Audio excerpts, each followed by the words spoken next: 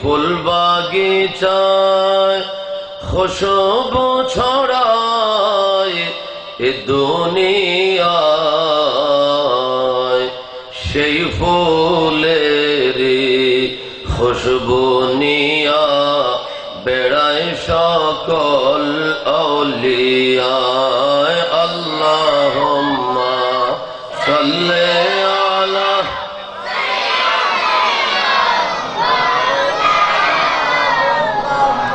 ওয়া আলা আলি।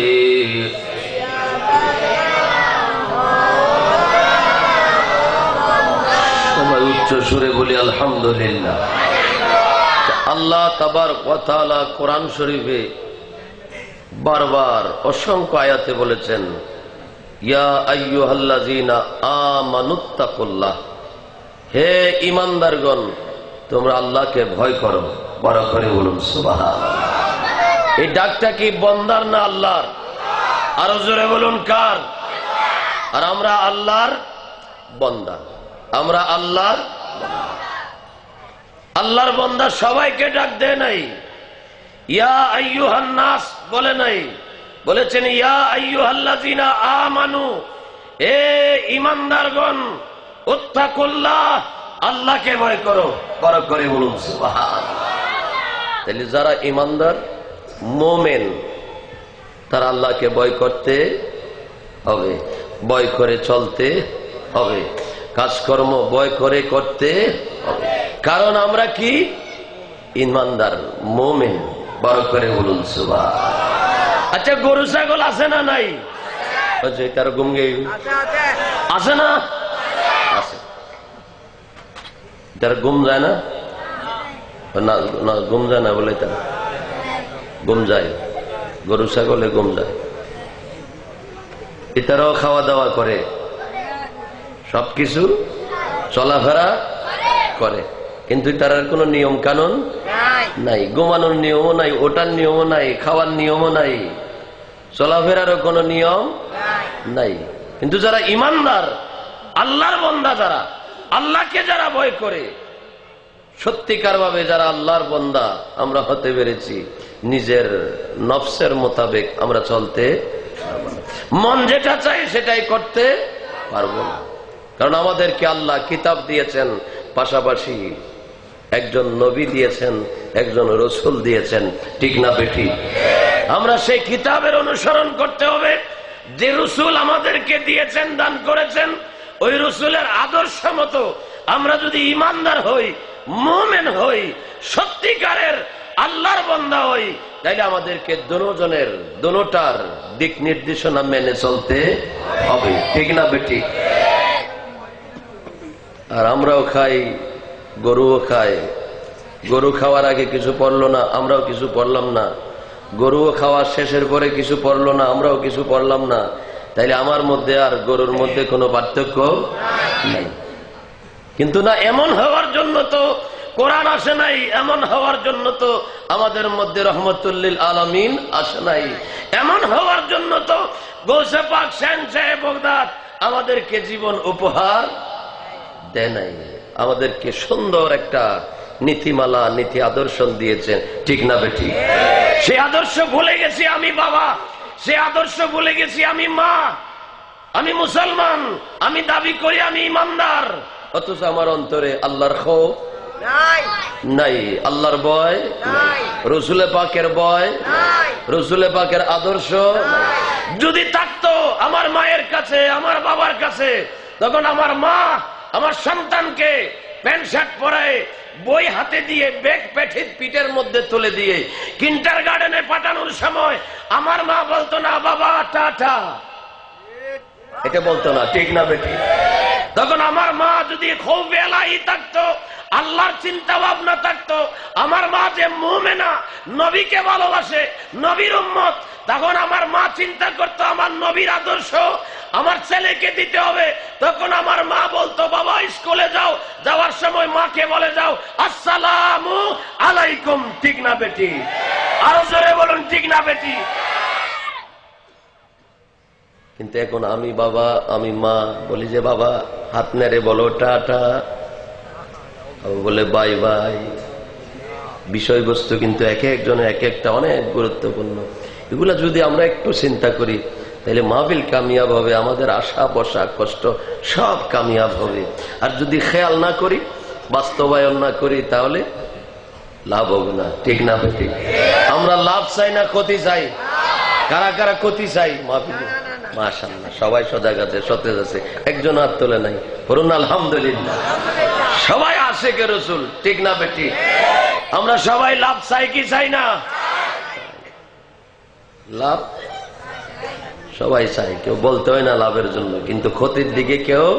কিন্তু আমরা যে ক্ষতির দিকে যাচ্ছি এই খবর আমাদের বন্ধুরে। 30 পারা কোরআনের শেষ পারা একটা সূরা আছে, সূরাতুল আসর। আল্লাহ বলেন, ওয়াল আসরে ইন্নাল ইনসানা লাফি খুসর। আসরের কসম, নিশ্চয়ই ইনসান মানুষ তোমরা ক্ষতির দিকে যাচ্ছ। সুবহানাল্লাহ। কি কোন দিকে? আল্লাহ বলেন কোন দিকে যাচ্ছি আমরা? একটু আওয়াজ দেন, কোন দিকে? ক্ষতির দিকে। বলছেন কে? আচ্ছা, আল্লাহ যে কথা বলে ওটা কি সত্য বলে না মিথ্যা বলে? আওয়াজে বোঝা যায় কেউ বিশ্বাস করে। আল্লাহ সত্য বলে না মিথ্যা বলে? কিন্তু আল্লাহর বান্দা কিছু আছে নাফরমান মুনাফিক, ইতারা লেগে আল্লাহ মিথ্যা কথা বলতে পারে, বলে না। বলুন না নাউজুবিল্লাহ। মাথার টুপিও আছে, দাড়িও। এটা বহুজুর আন্দোলন করে, তালদিগির মারো, জমিউতুল ফালাত, আমাদেরকে দিবে না, আমাদের হুজুরকে দিবে না, ইতারার বড় হুজুরকে দিব। বলুন না নাউজুবিল্লাহ। এইগুলো লড়ার ফড়ার মানুষ, এক খাক দিলে সামনের দিকে, দুই খাক পিছনের দিকে যায়। এবারে বলো খতিবে আজম মানাবে ইয়া জমিউতুল ফালাত, আমাদের সুন্নি আলেম বলে আমাদেরকে বাদ দিয়ে। দেখি সম্ভব?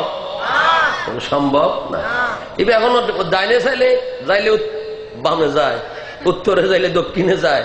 এবারে আন্দোলন করবে বলে শাপলা চত্বর বানাবে বলে লাল দিঘির ময়দানে। আইও না, বানাও না, একবার বানায় চাইও তো আরেকবার আইও। আল্লাহ তাবারক ওয়া তাআলা আমাদের আহলে সুন্নাত ওয়াল জামাতের উলামা মাশায়েখদের মাধ্যমে এই দেশে ওলিয়া উলিয়া প্রেমিক মুসলমান বানানোর তৌফিক দান করুক। সবাই বলি আমিন। আল্লাহ বলছেন তোমরা দিন দিন ক্ষতির দিকে যাচ্ছ, কিন্তু আপনি একটু চিন্তা করেন, আমরা কি ক্ষতির দিকে যাচ্ছি? 1400 বছর আগে তো এরকম সুন্দর প্যান্ডেল ছিল না। আজকে যত সুন্দর সাজের মিলাদুন নবীর প্যান্ডেল হয়েছে, এগুলো 1400 বছর আগে ছিল না। আজকে যে লাইট ফিট করা হয়েছে, ইলেকট্রিসিটি ছিল না, এরকম মাইক ছিল না, সাউন্ড বক্স ছিল না, কত সুন্দর লেবাস পোশাক, সোফা, কত সুন্দর ফুল, এই ধরনের কোনো কিছু ছিল না। প্রাইভেট কার, মাইক্রো, হাইস গাড়ি, তারপরে আপনার সুপার জেল, তারপরে পাজারু, প্লেন, ট্রেন, এগুলো আগে কিছু। আগে হেঁটে যাইতে হইতো মক্কা শরীফে হজ করতে 1 মাস, 1.5 মাস, 2 মাস পর্যন্ত পানির জাহাজে যেতে হইতো। এখন যায় মাত্র 6 ঘন্টা 8 ঘন্টায় প্লেনে। ঠিক না বেটি? তো আগে ছিল যে ফাতার ঘর, বাঁশের ঘর, এখন তো মেডির ঘরও খুব কম, টিনের ঘরও খুব কম, বিল্ডিং বেশি। এও বিল্ডিং 2 তলা 3 তলা, গ্রাম দেশ তো আছে না নাই? তো খোদা মাবুদ, তুমি তো 1450 বছর আগে কোরআন শরীফে বলেছো ইন্নাল ইনসানা লাফি খুস, মানুষ দিন দিন ক্ষতির দিকে যাবে। কিন্তু খুঁজেতে দেখি মানুষ দিন দিন উন্নতির দিকে যাচ্ছে, সবকিছু উন্নতির দিকে যাচ্ছে। কিন্তু ঈমান তো আমার, তুমি তো মিথ্যা বলতে পারো না। তোমার কথা সত্য, কিন্তু বুঝে আসছে না কিভাবে আমরা ক্ষতির দিকে যাচ্ছি। ইল্লাল্লাযীনা আমানু ওয়া আমিলুস সালিহাত, তারাই ক্ষতির হাত থেকে বাঁচবে, ক্ষতিগ্রস্ততা থেকে বাঁচবে যারা ঈমানদার হবে এবং ওয়া আমিলুস সালিহাত, যারা নেক আমল করবে, ইবাদত করবে। বড় করে বলুন সুবহানাল্লাহ। আল্লাহু আকবার, আল্লাহু আকবার। ইয়া রাসূলুল্লাহ মোহাব্বতে বলি আল্লাহ আল্লাহ আল্লাহ ইল্লাহ আল্লাহ আল্লাহ আল্লাহ।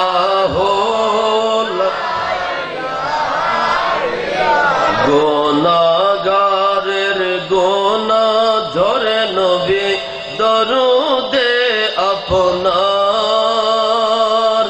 গুনাহগারের গুনাহ ঝরে নবী দরুদে আপনার। আপনার লাখো লাখো সালাম জানাই লাখো লাখো সালাম জানাই কদমে আপনার নবীজি আল্লাহ আল্লাহ আল্লাহ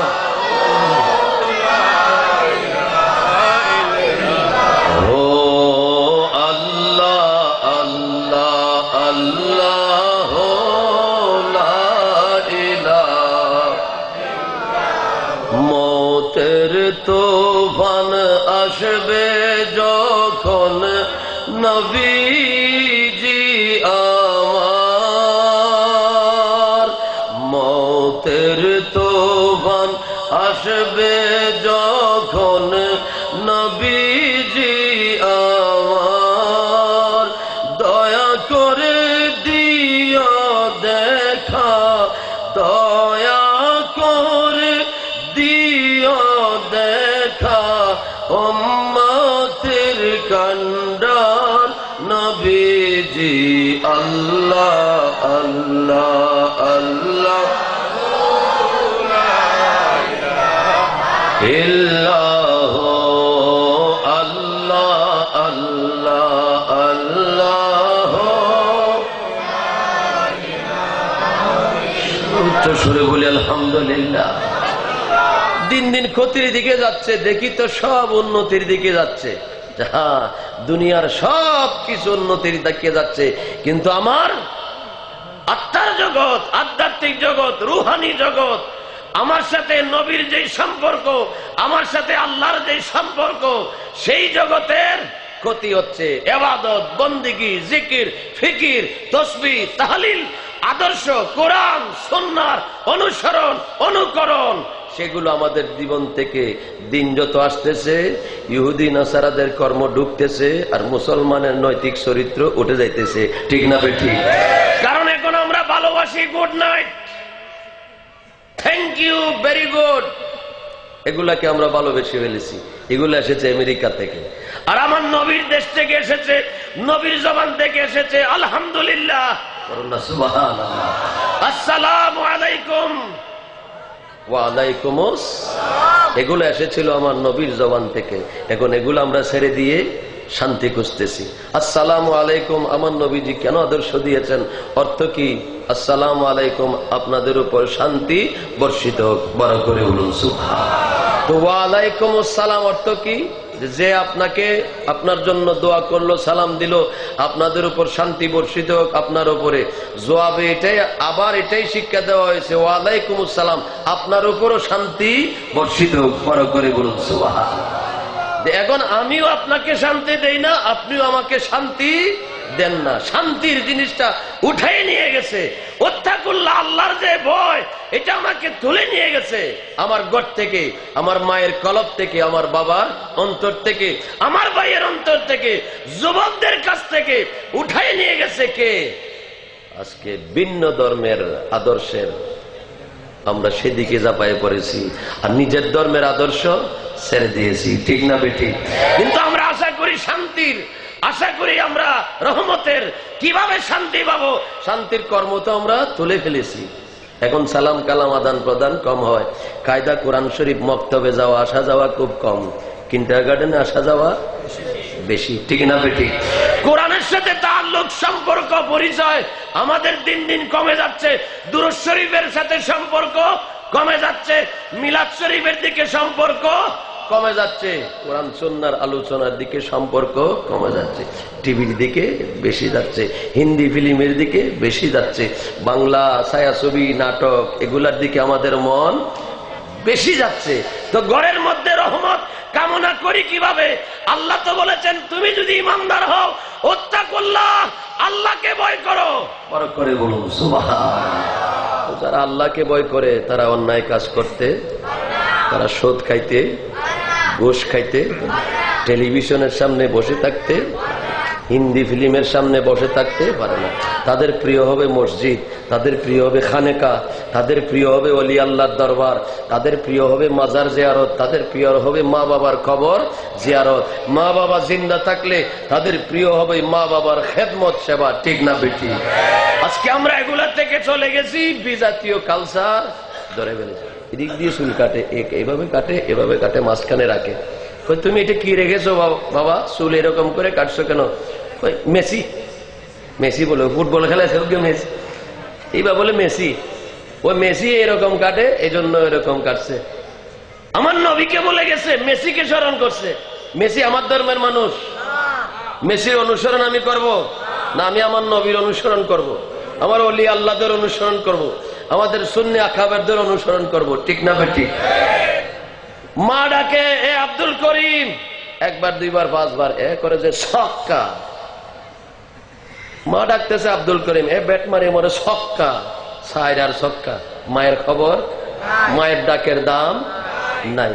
ওই যে একটা ঢুকে গেছে এখন, সারাদিন মাঠের মধ্যে একটা নিয়ে, এই পিলার একটা নিয়ে খেলো, ভালো কথা, খেলার একটা সময় আছে না?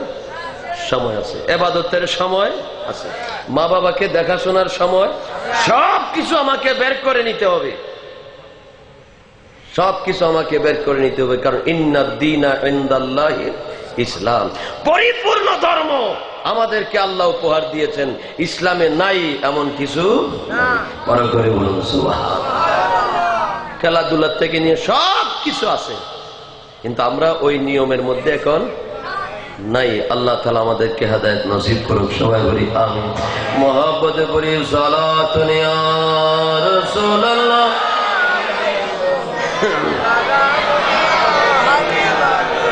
জলওয়া করো ইয়া ইমাম আল মুরসালিন, জলওয়া করো রহমাতাল লিল আলামিন। সালাতুন ইয়া রাসূলুল্লাহ।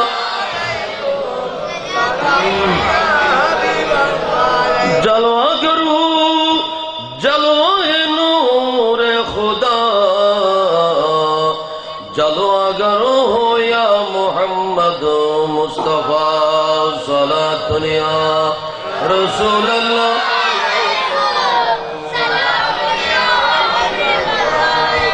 উচ্চ সুরে বলি আলহামদুলিল্লাহ।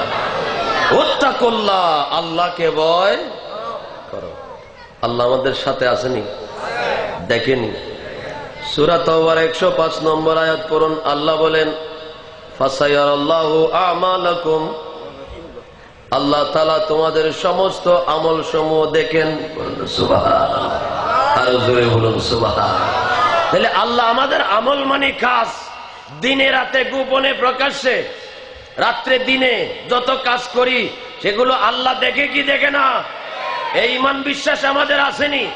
তাহলে আওয়াজ দিয়ে জবান খুলে বলুন, আল্লাহ দেখে কি দেখে না? আমি চুরি করতেছি, আল্লাহ দেখেনি? শরাব খাইতেছি, আল্লাহ দেখেনি? জুলুম করতেছি, আল্লাহ দেখেনি? সুদের টাকা নিতেছি, আল্লাহ দেখেনি? ঘুষের টাকা নিতেছি, আল্লাহ দেখেনি? এখানে না বলতেছি দেখে, নেওয়ার সময় তো এটা স্মরণ থাকে না, দেওয়ার সময় স্মরণ থাকে না, তখন শুধু ডাইনে বামে তাকায়, রাত আদান প্রদান করে। ডাইনে বামে তাকাও কেন? মানুষ দেখলে কি হবে? মানুষ দেখলে তো কিছু, মানুষে মার দিব না, ঘুষ নিবা ঘুষ দিবি, এটা তোমাদের ব্যাপার। মানুষে দেখলে কি হবে? দেখতে হবে চতুর্দিকে আল্লাহ দেখে কিনা। ঠিক না বেটি? আল্লাহ দেখলে সমস্যা আসেনি? সমস্যা আসেনি? আল্লাহর আইন বিরোধী কাজ করলে সমস্যা আছে না? আমরা তো মানুষরে দেখি, ডাইনি ভাবে মানুষ আসেনি, গোপনে লেনদেন চলে, মানুষকে ভয় করে লেনদেন করি, কিন্তু উত্থাকুল্লাহ আল্লাহর ভয় নাই। ঠিক না বেটি? সালাতের মধ্যে, ইবাদতের মধ্যে শ্রেষ্ঠ ইবাদত হলো নামাজ, সালাত। এটার মধ্যে এখন আল্লাহর ভয় নাই, লৌকিকতা এসে গেছে। মানুষই কি বলবে নামাজে না গেলে, মসজিদে গেলে খারাপ বলবে, এই জন্য আমরা অনেকে মসজিদে যাই। কিন্তু যারা আল্লাহর ভয়ে যায়, যখনই যায় তখন তার সালাত হয় আসসালাতু মিরাজুল মুমিনিন। যারা আল্লাহকে ভয় করে, একমাত্র আল্লাহর সন্তুষ্টির জন্য সালাত আদায় করে, ইবাদত করে, তাদের ইবাদত হয় আল্লাহর সাথে দিদার। বড় করে বলুন সুবহানাল্লাহ। তো আল্লাহর দিদার আমরা চাই কি চাই না? তাইলে আমাদেরকে অন্তরে আল্লাহর ভয় রাখতে, আজ থেকে আমাদের জীবন কর্মসূচি পরিবর্তন করতে হবে। আমরা সুদ খাইতাম, সুদ খাইতে পারবো না। ঘুষ খাইতাম, ঘুষ খাইতে পারবো না। যদি আল্লাহকে বিশ্বাস করি, যদি কোরআনকে মানি, সুন্নাহকে মানি, আল্লাহর নবীকে মানি, আল্লাহর আদর্শ, আল্লাহর নবীর আদর্শকে যদি আমরা মানি, উম্মত যদি দাবি করি, তাইলে আমাদেরকে অন্তরের মধ্যে আল্লাহ আল্লাহ রসুলের ভয় রাখতে, তাদের আদর্শ রাখতে, তাদের কোরআন ধরে রাখতে হবে। বড় করে বলুন সুবহানাল্লাহ। আমাদেরকে কোন সময় আল্লাহ আল্লাহ রসুল এতিম করে নাই, আমাদের অভিভাবক দিয়েছেন। বড় করে বলুন সুবহানাল্লাহ। আল্লাহর নবী বলেন, তারাকতু ফীকুমুস সাকালাইন, হে আমার উম্মতেরা, তোমাদের কাছে দুইটা ভারী জিনিস রেখে যাচ্ছি। ইন তামাসসাকতুম বিহিমা, যদি তোমরা এই দুটোটাকে শক্তভাবে ধরে রাখো, লান তাদিল্লু বাদি, আমি রওজায় চলে গেলেও তোমাদেরকে আর কেউ বিপদগামী করতে পারবে না। কয়টা জিনিস ধরে রাখলে? দুইটা। কয়টা জিনিস? দুইটা। ইয়া রাসূলুল্লাহ কি কি? প্রথম নম্বর হলো কিতাবুল্লাহ, তোমাদের কাছে আল্লাহ কোরআন কালামুল্লাহ রেখে যাচ্ছি। বড় করে বলুন সুবহানাল্লাহ। তাহলে কোরআন শরীফের সাথে আমাদের সম্পর্ক থাকতে হবে কি হবে না? তাহলে ঘুম থেকে উঠে আমার মা প্রথম আমাকে শিক্ষা দিতে হবে সন্তানকে বাংলা, ইংরেজি, আরবি, অঙ্ক। কোন বই ধরার আগে ওযু করে কোরআন শরীফ ধরতে হবে, ঠিক না ঠিক? স্কুলে, মাদ্রাসায়, সব জায়গায় পাঠানোর আগে মক্তবে অথবা ঘরে এক লাইন কোরআন শরীফ পড়াই দিতে হবে। তাহলে তার স্কুলে যাওয়ার মধ্যে জ্ঞানের মধ্যে বরকত হবে, ঠিক না বেটি? স্মরণ শক্তি বৃদ্ধি হবে। কোরআন তেলাওয়াত করে, নবীর দুরূদ শরীফ পড়ে যদি লেখাপড়ার দিকে যায়, জ্ঞান অর্জনের দিকে যায়, আল্লাহকে ভয় করে, আল্লাহ রসুলের আদর্শকে ভয় করে, তখন তার জেহেন বাড়বে, বিদ্যা বুদ্ধি বাড়বে, অল্প সময়ে বেশি জ্ঞান অর্জন করতে পারবে। বড় করে বলুন সুবহানাল্লাহ। ঠিক না বেটি? এই ধরনের সামাজিক পরিবর্তনের দরকার আছে না নাই? আছে। আমরা যেভাবে চলে আসছি সেভাবে চললে হবে না। যুগের সাথে, সময়ের সাথে, ধর্মকে, কোরআনকে, আল্লাহ নবীর জীবনকে আমাদেরকে সেভাবে পরিচালিত করে নিতে হবে। শুধু মডার্নের দোষ দিয়ে লাভ হবে না। আমাদের ধর্ম মডার্ন ধর্ম, আমাদেরটা কোনো কি, আমাদেরটা মডার্ন। সবকিছু আমাদেরকে ব্যবহার করতে বলছে, কিন্তু নিয়ম মাফিক, অনিয়ম না। কোনো কিছুই করতে নিষেধ করে নাই। যেটা সুন্দর, যেটা ভালো হবে, যেটা কল্যাণকর, এটা আমাদেরকে করতে বলেছেন। বড় করে যেটা ইসলামের মধ্যে সুন্দর, মানুষের কল্যাণে আসবে, ধর্মের কল্যাণে আসবে, সেটা সুন্দর। এই যে মাইক আমরা ব্যবহার করতেছি, সাউন্ড বক্স ব্যবহার করতেছি, কেন? আমাদের দর্শক শ্রোতারা সুন্দরভাবে শোনার জন্য। ওইদিকে এক প্যান্ডেল আছে, মা বোনেরা যাতে সুন্দরভাবে শুনতে পায়, এই জন্য আমরা মাইকের ব্যবস্থা করেছি, লাইটিং এর ব্যবস্থা করেছি, যাতে আমাদের মন, দিল সব কিছু মিলে মাহফিলের মধ্যে থাকে, একটা আনন্দের সাথে যাতে আমরা মাহফিলটা করতে পারি, ঠিক না বেটি? সব কিছু এগুলো কি মডার্নের বাড়ি নাকি? আজকে যে মডার্ন নাম দিয়ে যা হচ্ছে, বিভিন্ন ক্লাবে বিবাহ হয়, ওখানে ড্যান্স দেয়, নাচ গান করে, কত কিছু করে না? বিবাহটা একটা পবিত্র জিনিস, আমার নবীর সুন্নাত। বিবাহ অনুষ্ঠানের একটা নীতিমালা আছে না নাই? কিন্তু আজকে আমরা মডার্ন নাম দিয়ে বিবাহের অনুষ্ঠান, এত পুত পবিত্র একটা অনুষ্ঠান, দুইটা জীবন একসাথে মিলিত হবে, এক জীবনে পরিণত হবে আল্লাহর প্যারা নবীর আদর্শে। সেই আদর্শ ছেড়ে দিয়ে এখন আমরা বিবাহটা কিভাবে পালন করি যদি একটু নজর দেই। আজকে বিবাহ করতে গেলে আমরা এই বড় লিস্টি দেই, এটা দিতে হবে, সেটা দিতে হবে, সেটা দিতে হবে, এত লাখ টাকা দিতে হবে, অমুক সেট দিতে হবে, সোফা সেট দিতে হবে, সোফাটাও সেগুন কাঠের হতে হবে। বাপ রে বাপ,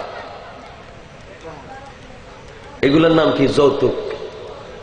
যৌতুক নেওয়াও যাবে না, দেওয়াও যাবে না, ঠিক না বেটি? এখানে না বলি ঠিক, কিন্তু নেওয়ার সময় তো আমরা নিয়ে ফেলি, ভুলে যাই মাঠের কথা, ভুলে যাই ওয়াজের কথা। আল্লাহ তাআলা আমাদেরকে স্মরণ রেখে কোরআন সুন্নাহ মোতাবেক, আল্লাহ রসুলের দেওয়া নীতিবিধান মোতাবেক আমাদের জীবনকে গড়ার তৌফিক দান করুক। সবাই বলি আমিন। আল্লাহুম্মা সাল্লি আলা